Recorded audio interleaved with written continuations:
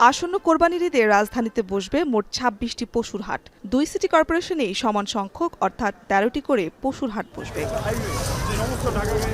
বুধবার সকালে গাবতলী পশুর হাট পরিদর্শনে আসেন পল্লী উন্নয়ন ও সমবায় প্রতিমন্ত্রী এবং ঢাকা উত্তর সিটি কর্পোরেশনের প্রশাসক। প্রতিমন্ত্রী জানান, পশু আনা নেওয়ার পথে কোনো ধরনের চাঁদাবাজি হলে তাৎক্ষণিক কঠোর ব্যবস্থা নেওয়া হবে।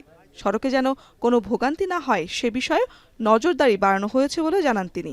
উত্তর এবং দক্ষিণ সিটি কর্পোরেশনের নির্ধারিত পশুর হাটের বাইরে নতুন করে যত্রতত্র কোনো হাট বসবে না।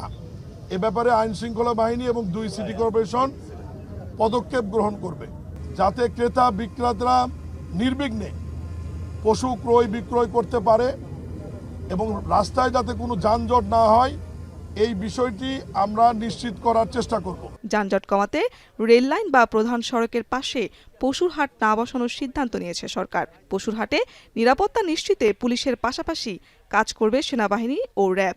এছাড়াও থাকবে ইজারাদারদের নিজস্ব স্বেচ্ছাসেবকরা। এখানে স্বাস্থ্য ক্যাম্প থাকবে, নকল টাকা যাতে কেউ ব্যবহার করতে না পারে এটা ব্যাংকের লোক মেশিন নিয়ে এখানে উপস্থিত থাকবে এবং পুলিশের আইন শৃঙ্খলা বাহিনীর পক্ষ থেকে অনেকগুলো ওয়াচ টাওয়ার থাকবে এবং ইজারাদার আইন শৃঙ্খলা বাহিনীর পাশাপাশি নিজস্ব ভলেন্টিয়ার নিয়োগ করবে। কঠোর নজরদারি ও সমন্বিত ব্যবস্থাপনায় এবার কোরবানির পশুর হাট আরও সুশৃঙ্খল হবে, এমনটাই প্রত্যাশা নীতি নির্ধারকদের।